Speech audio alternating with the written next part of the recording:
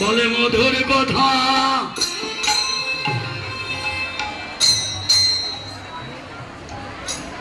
আমাদের এই যে কীর্তন, আস্তে বসে পড়ো তোমরা, আমা ওদেরকে নিয়ে বসো, একটা ভালো জায়গায় বসো। অনেকেই আমাদের এই কীর্তনটাকে লোকসঙ্গীতের সঙ্গে একটু মিলাতে চায়। যদি মিলাতে চায় সেটা ভুল হবে।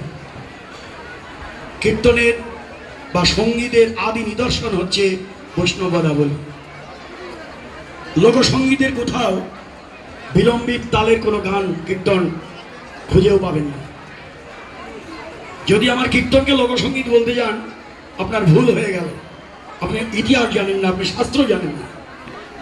লোকসঙ্গীত যারা করে তাদের ওই কীর্তনে, ওই গানের মধ্যে কোনো বিলম্বিত তাল নেই।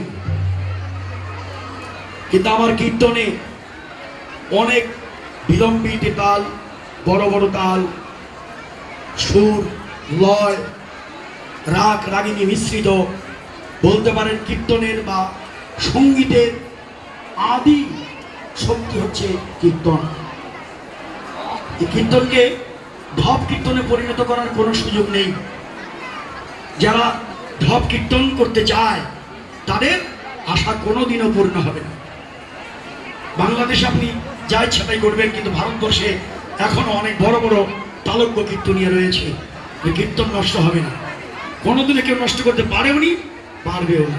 কীর্তনের মধ্যে আছে এটা আমরা জানি না। তাই কীর্তনকে আমাদের যা খুশি তাই করার সুযোগ নেই। আর কেউ করতে চাইলেও তো পারবে না, এটাই সত্য।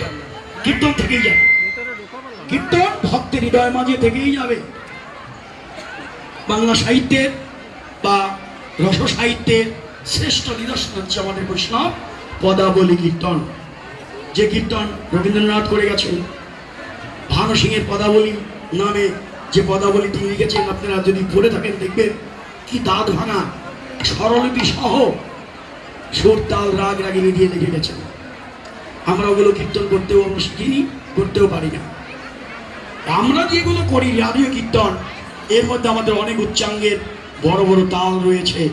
এই জন্য লোকসঙ্গীতের সঙ্গে কীর্তনের সংমিশ্রণ কখনোই আমরা করলে সেটা ভুল হবে। কীর্তন হচ্ছে ভজন। সেই কীর্তনকে আমরা টিকিয়ে রাখবো, বাঁচিয়ে রাখবো। শুধু কীর্তনিয়ার যেমন দায়িত্ব, শ্রোতারও তেমন দায়িত্ব। শ্রোতাকে একটু সজাগ থেকে আমাদের এগুলোকে একটু শিখিয়ে রাখতে হবে বা বাঁচিয়ে রাখতে হবে। আপনারা ফরিদপুরবাসী তো প্রণম্য আমাদের, যে আমাদের কীর্তনের সৃষ্টি, আমাদের শ্রীধাম শ্রীঅঙ্গন, আমাদের গুরুদেব ডক্টর মহানম্রতজি নিজে কীর্তন শ্রবণ করতেন। হ্যাঁ, দেখি এখন কোনো গুরু গোস্বামী বসেন, সেই রস তো নেই। সে রস তো গুরুদেব কই? গুরুদেবরা বিভিন্নভাবে ব্যস্ত থাকে, বাংলাদেশ ভরে ঘুরে বেড়াই। তেমন কোনো গুরু গোস্বামী আমার সামনে কীর্তন শুনতে বসে না, কিন্তু বিশ্ব সম্রাট মহানম্রতজি এক ধ্যানে কীর্তন শ্রবণ করতেন এই ফরিদপুরের মাটিতে। যার জন্য আপনারা সেই যোগ্য ক্ষেত্র আপনাদের তৈরি। আপনারা কি চমৎকার করে কীর্তন শ্রবণ করেন, এই আনন্দে আপনারা অনুধ্বনি দেন, হরিধ্বনি দেন, এটা আমাদের বুকটা ভরে যায়। এই কীর্তন যেন আমাদের ফরিদপুরে টিকে থাকে।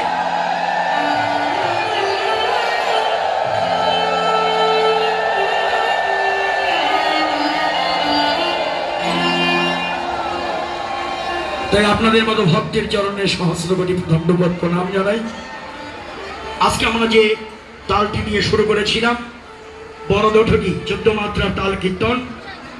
রাধিকা রূপসী লইয়া তুলসী কহ এ মধুর কথা। এই মধুর কথায় থেমে গেছি।